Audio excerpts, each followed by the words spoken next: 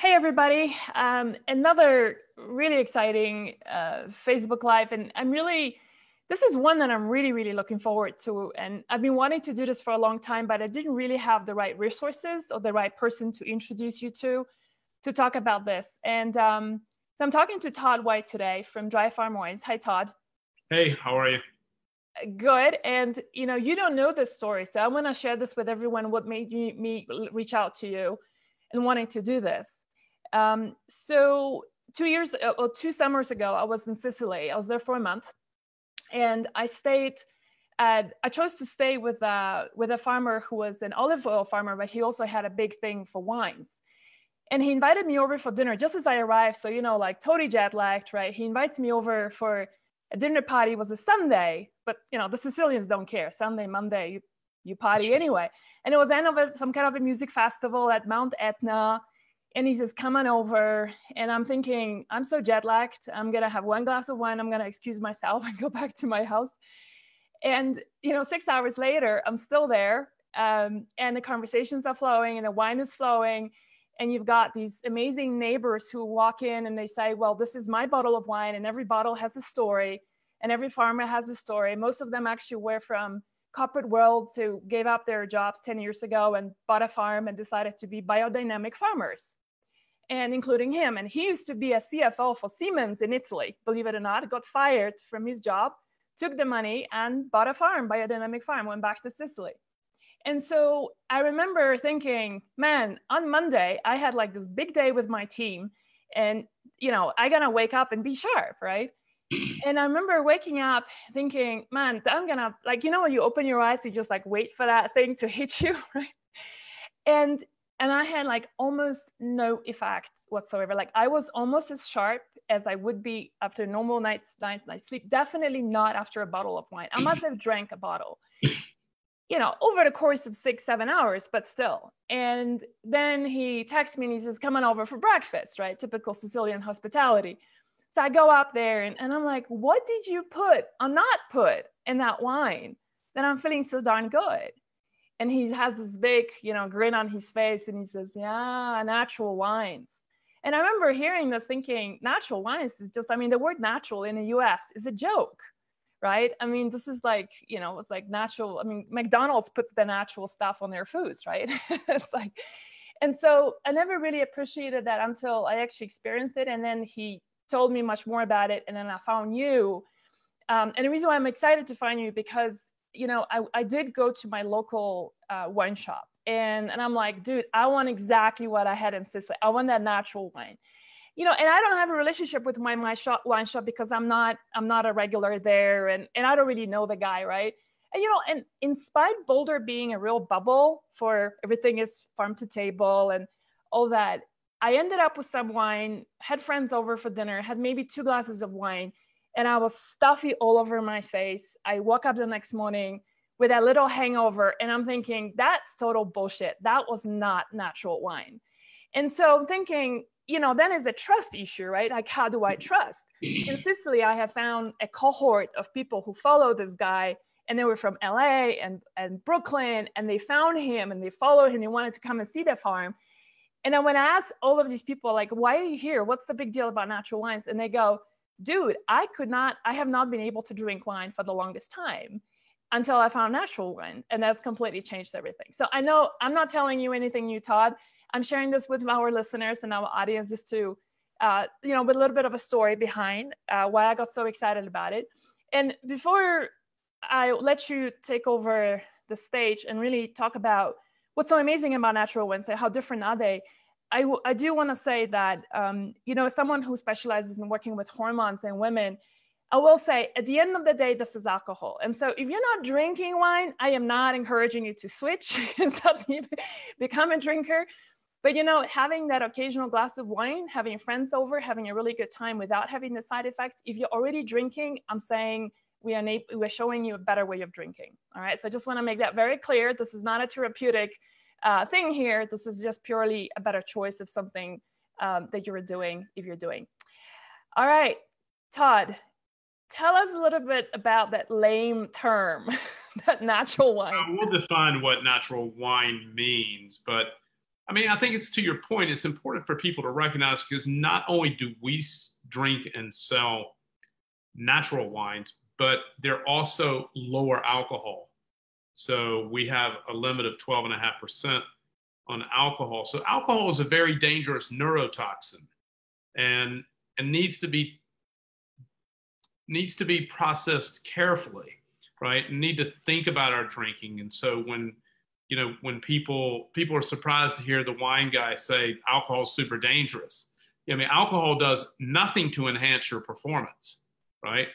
So, but it does have other wonderful benefits, which we can talk about, but performance is not among them. And it's also a dangerous drug, so you have to be careful with it, which is why we recommend only drinking lower alcohol wines. But to natural wine, here's the problem. When I use the term natural wine, it's very confusing to most consumers because they think all wines are natural, and they're not, as you've talked about. And so the problem with conventional wines or wines that you see in a bottle shop or in the grocery store, unless it's a specific natural wine retailer, and they're quite rare, right? There's certainly not one in Boulder. And so there are here in Los Angeles, where I am today, and in New York and Chicago, and a few larger markets will have specialty retailers that sell natural wine. And if they sell natural wine, they won't sell anything else. They'll be like, that's their ethos. Interesting. Right? Okay.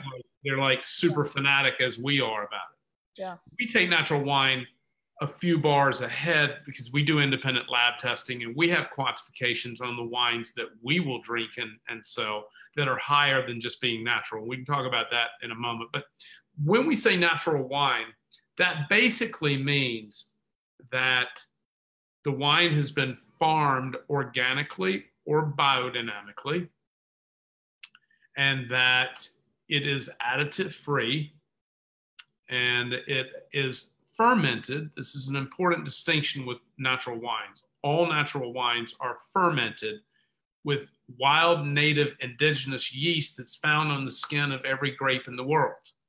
Now, with conventional wines, what happens is they kill the indigenous yeast because it's too difficult to work with. You can't make wines in very high volumes using a native yeast. So you kill that using sulfur dioxide. And then the commercial winemaker, all the wines you see in the store, have been fermented with genetically modified lab-grown yeast. And the reason that's done primarily is because the yeast is much more sturdy, it's stronger, it's easier to work with. Consequently, it's more profitable, it's less risky. These genetically modified yeast will also withstand a higher alcohol environment. So it's very common now for alcohol to get quite high in wine because it's being picked later and the sugar is higher. And the higher the sugar is at the time of picking will determine the alcohol at the time of fermentation. More sugar, more alcohol. And so these native yeast will die in a high alcohol environment. In addition to that, you can buy these modified yeast in certain flavor profiles. So let's say that you grow an industrial grape in Central California, but you want it to taste like it's from Italy. They have a yeast for that, right? Really? Wow. Yeah. So this is what's happened in our wine supply is exactly the same thing that's happened in our food supply. So it's been massive corporate consolidation about money and greed, right? Same reason that you irrigate a grapevine in the United States, which is a fairly uncommon thing around the world, but irrigation makes for bigger yields, bigger fruit, and it's cheaper farming, right? So all this is about money, and all this is the same thing that's happened in our food supply. But back to natural wine. So natural wine is organic or biodynamically farmed, always fermented with wild indigenous yeast, and is additive free with the exception perhaps of a very small amount of sulfur dioxide at the time of bottling to stabilize the wine. So most natural wines don't contain any sulfur, but some contain a very small 5 or 10 milligrams of sulfur to stabilize the wine. So in the United States, the legal limit of sulfur dioxide is 350 parts per million. right? That's the legal limit. Most commercial wines contain between 100 and 200 parts per million. Natural wines typically, now sulfites are naturally occurring in the fermentation process. So you can have sulfites up to 70 parts per million that are naturally occurring. Most of the wines, and we lab test every wine that we drink and sell, most of the wines that we test are somewhere between 10 and 20 milligrams or 10 or 20 parts per million, which... Yeah, that's basically a tenth of what you mentioned, or yeah, 1/10 of like the 100 to 150 you said for some of the better wines, right? And 350 is the limit, and you only have 350 is the legal limit, right, allowed, but almost no one reaches 350. Most of them are between 100 and 200 parts per million. We won't allow anything over 70, which can be naturally occurring. And most of the wines that we drink are between 10 and 20 parts per million, so it's a fraction. So sulfur, when you use sulfur as an additive, there are two stages of sulfur. Three stages. A small amount simply stabilizes the wine, so when you move it around, it's not at risk. It just simply stabilizes it. A more medium dose is used as a preservative. And at the higher dose, which you find in commercial wines, it sterilizes the wine. So it kills everything in the wine that's alive, making it super safe for long shelf exposures, or, and also to McDonaldize the wine. So when you sterilize it, you end up with this very consistent bottle to bottle taste, which is what. So let me ask you, what does SO2, the sulfur dioxide, do to us in the health? And what's the difference between a customer drinking that with high amounts versus low amounts, like in natural wines? We don't really know. There's no specific known health concerns. Some people have allergies to it, but that's quite rare. The Roman, sulfur has been used since the Roman times to stabilize and preserve wine in small amounts, right? We don't really know what these higher exposures over time do. We do know in smaller amounts it's thought to be safe, right? And so, but it's oftentimes, if it's used just to stabilize the wine. So let me ask you this. So because there's so many people who tell us, I can't drink wine anymore, right? It makes me sick. It gives me stuffed up sinuses. I get a headache. I get hives. I get rash. I can't sleep at night, right? I wake up hungover. What's in the wine, conventional wine, that causes that? Well, it's probably not sulfur dioxide. Okay. It's probably one of the 76 additives that are approved by the FDA for the use in winemaking. This is the wine industry's dirty, dark secret, is these 76 additives that are used in the winemaking process, or can be used. Now, why don't you know about those 76 additives?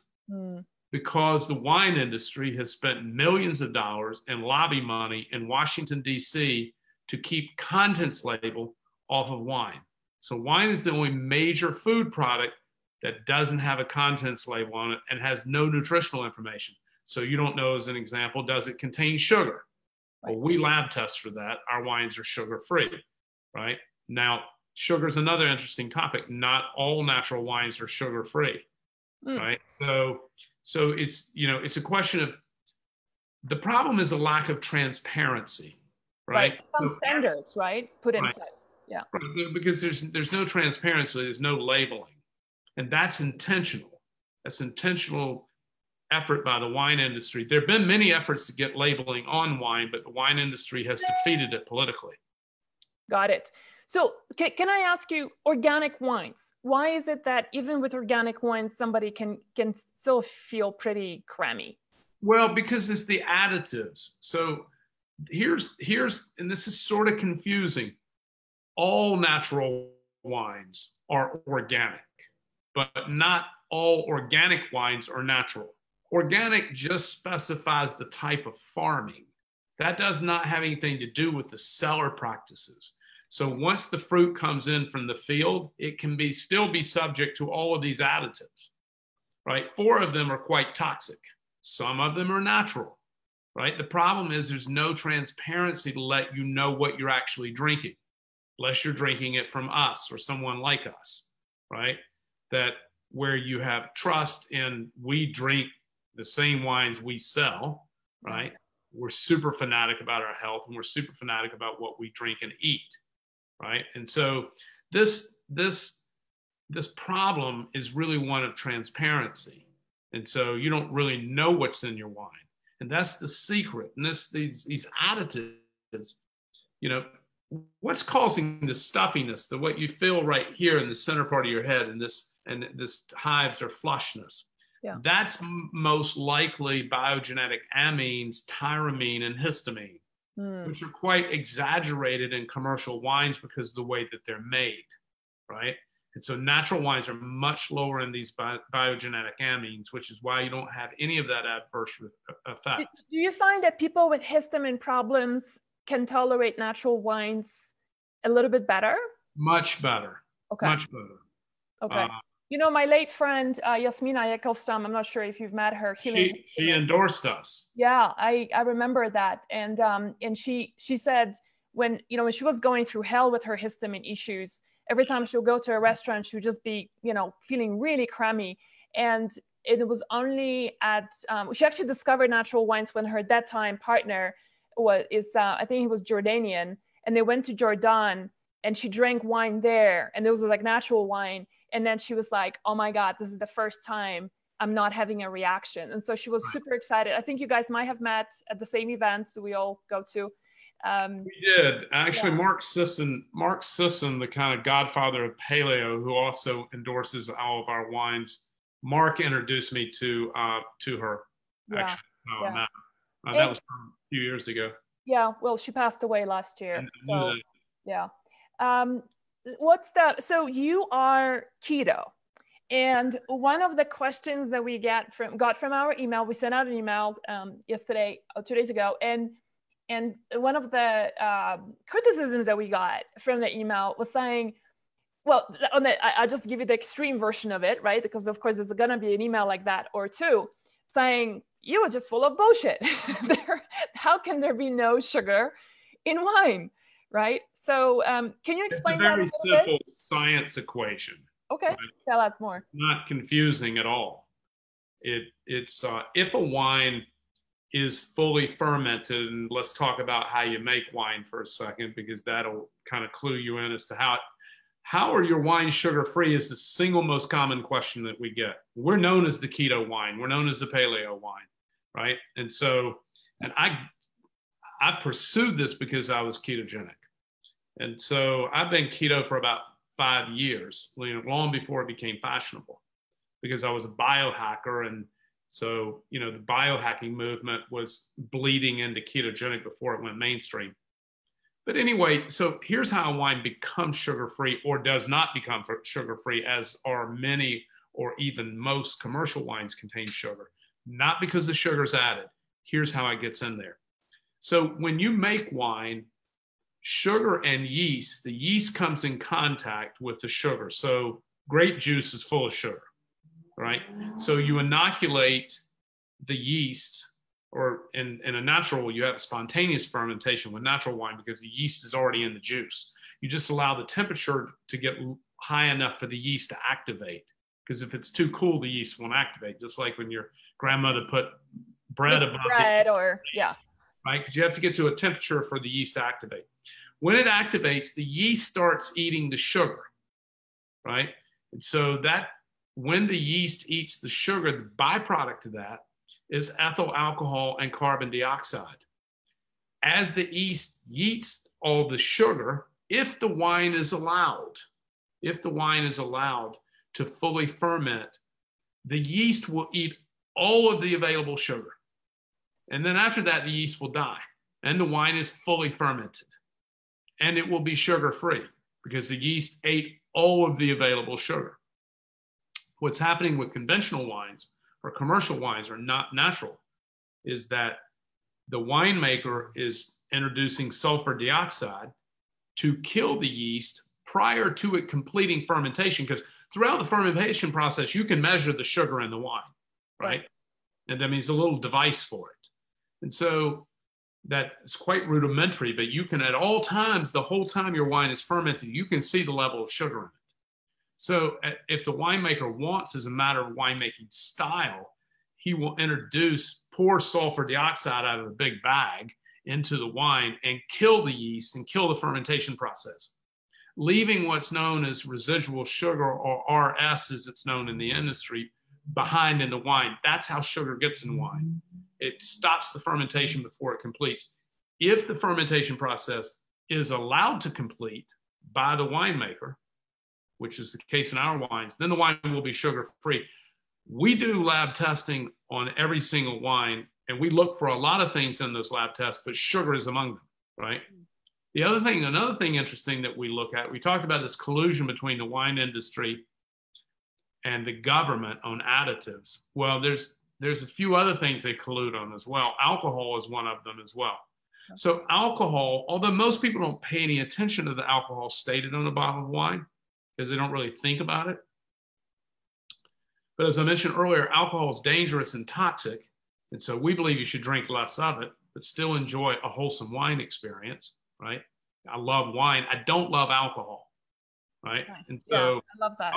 Alcohol also makes wine not friendly to food. So the higher the alcohol, the less friendly to food it will be. You know, the less friendly it will be to wine and food pairings. Alcohol is just not friendly to food. You don't sit down with a glass of vodka and a soup, right? Or a glass of vodka and a salad. So alcohol is overwhelming to the flavor of food. So just inherently, when you lower the alcohol down, not only is it healthier, but it tastes better, right? And it's cleaner. So that's how a wine becomes sugar-free, is that it's fully fermented. And then again, we lab test every wine to ensure that it's sugar-free, because I don't want to be drinking sugar. And sometimes wine contains sugar in it. Wines we taste, they contain sugar, but we can't taste it, right? But it'll lab test positive for sugar. Right. Because wine is very high in acid. And so sometimes the acid, you can't taste it. Yeah, it overtakes the taste. You can't. Right. You could taste it if it were like super sweet, but I'm talking about like you oftentimes couldn't taste 5 grams per liter. Yeah. Right. Yeah. Which is still a fairly low amount of sugar. We just demand that wines be sugar free. But so, I want to just share a couple of comments that are coming in.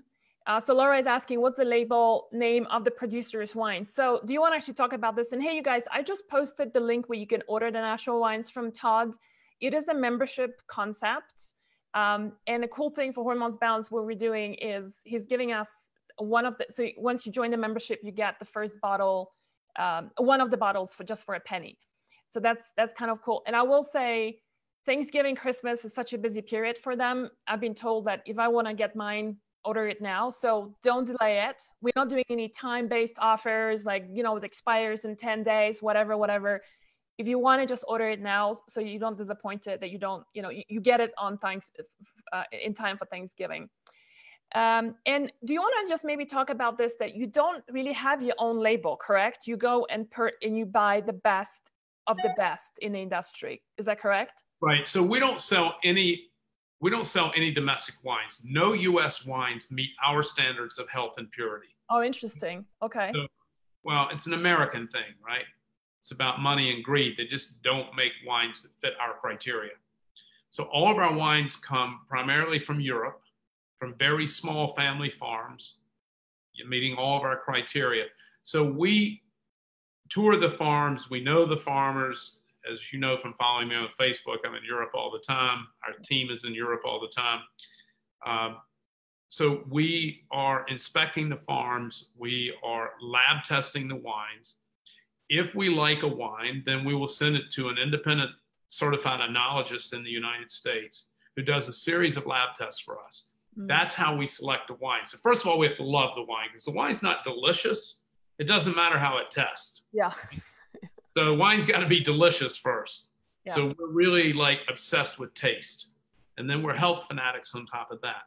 So, so what we do is we buy these wines that are already bottled from small family farms across Europe, and I have 4 growers in South Africa. We don't talk about wine makers because they're not making anything, they're growing it. Natural wines are grown, not made, right? And so, because there's nothing happens in the cellar except for a natural spontaneous fermentation with wild yeast, that's it, right? There's no other adjustments or alterations. Yeah. or additives. So we curate and acquire these wines from small family farms. Then we bring them here, and then we sell them to our members. So yeah, we and don't actually I noticed that every time the bottles are different. Like it's never dry farm wines. It's never the same. Like do you switch farms depending on the year and the yield that they have? Well, I mean, their wines have to be delicious every year. Right. We might buy a wine this year, we don't buy it next year. Maybe we didn't like the new vintage, or it could be that maybe they failed one of our lab tests, right? So maybe the alcohol was too high. We don't sell anything over 12.5%. They're natural wines that are 16%, right? So that's a winemaking style, you know. So your alcohol levels in winemaking style, many natural wines are too high in alcohol for us. It may be, they may qualify for alcohol this year, they may be too high next year, right? Yeah. They may have a little sugar in them next year that they didn't have this year. These are our standards that are over and above just natural wines.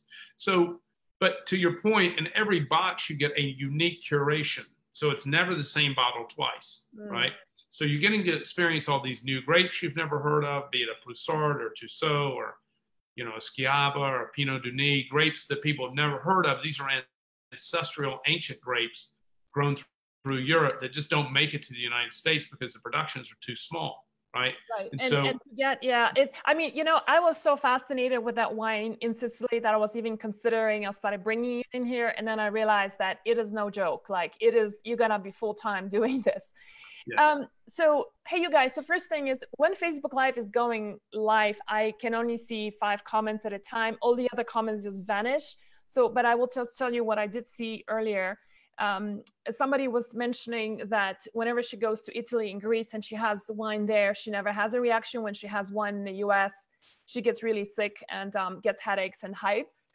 And then she said she just bought a bottle of organic wine, which she's going to be trying tonight.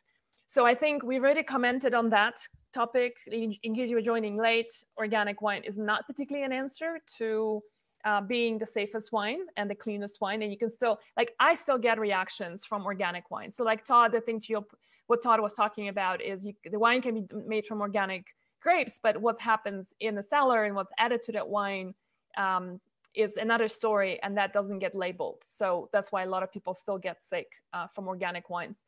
Hey, Todd, you guys don't ship to Utah? We don't, because it's a felony. I see. Okay, gotcha. Okay, so, people are asking. We have it's a big problem. There are 5 states in the United States that do not allow wine to be shipped to. Utah is one of those 5. Utah happens to be the state that is most likely of the 5 states to contain our customers, because there's a lot of health-focused, health-centric people in Utah. Right. And there's a big technology community in Salt Lake City. And but yeah, it's a real issue. We just can't ship. Got it. So Yvette is saying here, how can a wine be delicious if it has no residual sugar? Some people prefer a dry wine, but no wine tastes delicious to me if it's totally lacks sweetness. Well, that largely depends upon the type of grape. So very often, even people will say, "Oh, that wine tastes kind of sweet," and it's like, well, there's no sugar in it. It depends on the type of grape, right? So, you know, again, it's just, you know, there are all these obscure ancestral grapes that we drink and sell that are quite balanced and delicious and smooth, and you know, but they don't contain any sugar. And I will say, as a consumer, because I mean that's your wine, so you can say all the great things about your wines, right?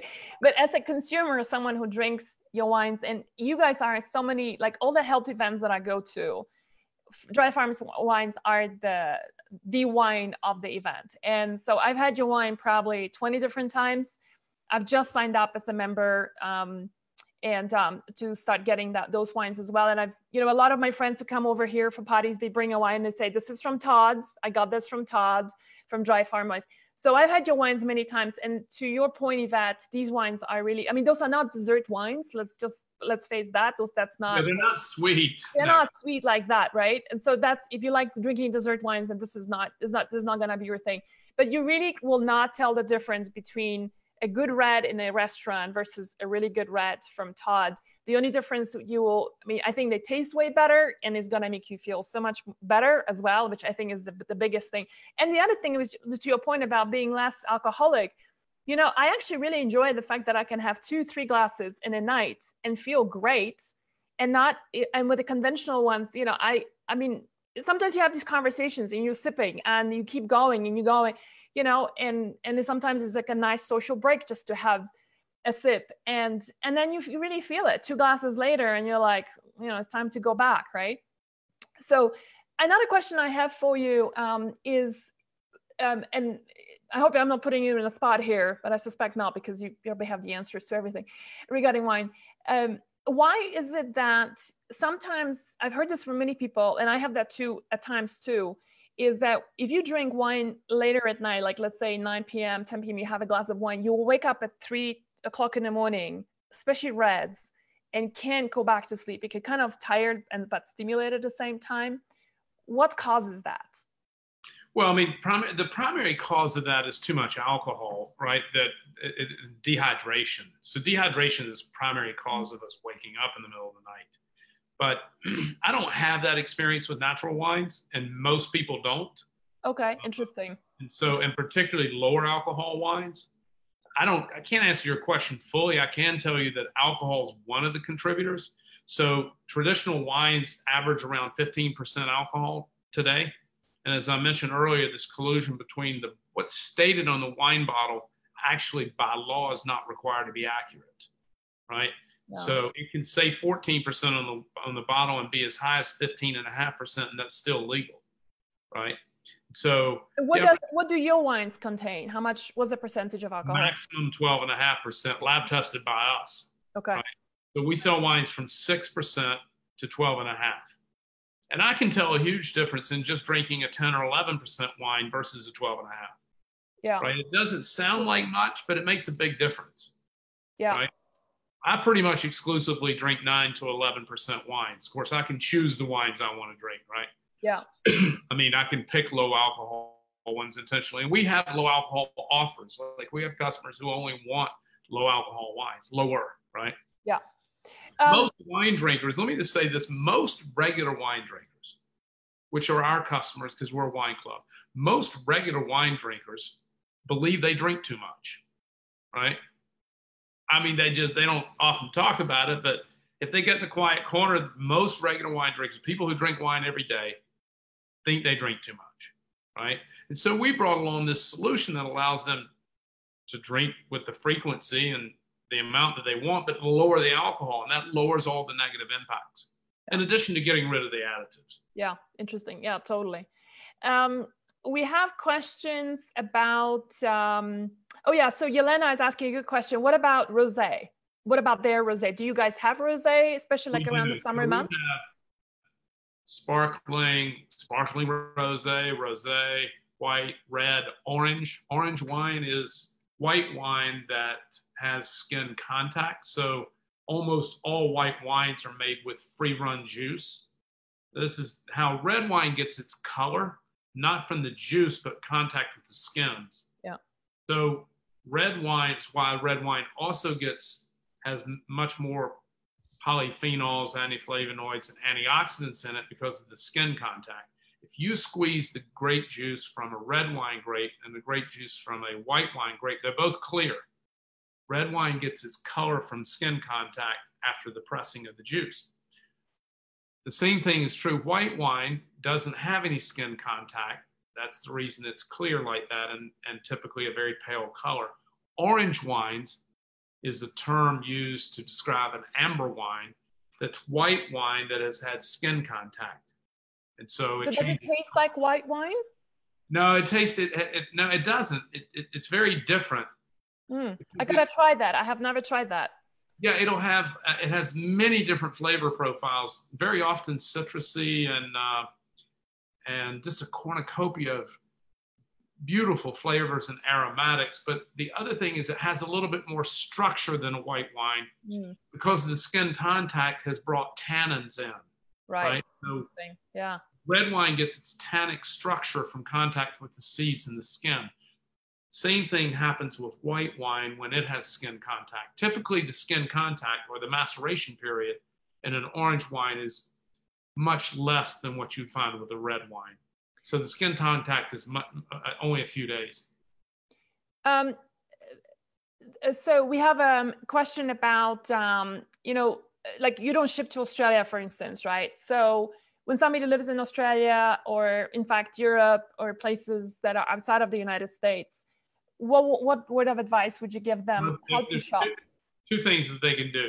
First of all, you can download a smart app called Raisin, just like the grapefruit. It's called Raisin. It's how just like it's spelled. It's an international smartphone app that's directory to natural wine retailers, natural wine bars, and restaurants where natural wine is sold. Nice. That's one. Number two, you can just do a Google search for your city, natural wine Lisbon, natural wine New York, and you know, they will get tons of listings. I mean, in major markets. If there's natural wine anywhere near you, you'll find it, you know, because people are searching for it. It's very popular. Yeah, super helpful. Nikki is asking, do you feel tannins cause a lot of the headaches people can get from reds? I think that excess tannins, particularly those derived from new oak, so many cult wines and big wines like big California Cabernets and, you know, Bordeaux's, you know, are exposed to a lot of new oak, which we believe in part some other. When I drink these oaked wines, they instantly give me a headache. And so it's not specifically from the tannins, we think. We think it's from these other impurities that are being imparted from the wood. And it's a winemaking style that creates these big, balmy cult wines. Yeah. And, see, but our audience, your audience, my audience wouldn't drink those wines because the flavor of them is too altered. Right. So the one thing about our wines is, you know, they're very light and fresh and clean. Yeah. That's the same way I eat. These people who buy these big over-treated wines, they don't eat like we do. They eat the standard American diet. You know, they eat in such a way that their palate is dead, right? From processed foods and too much sugar. So they need these big flavor to taste something. Yeah. Right? I don't need that or want it because my palate's very sensitive. That's so true. As is everybody who eats clean. You know, they want something lighter, fresher, and lower alcohol, because low alcohol adds density to wine. And again, it kills the flavor of food. So it's the reason that, you know, I hate to come at this low alcohol thing, but it just makes a huge difference in both how you feel and also how it tastes. Yeah.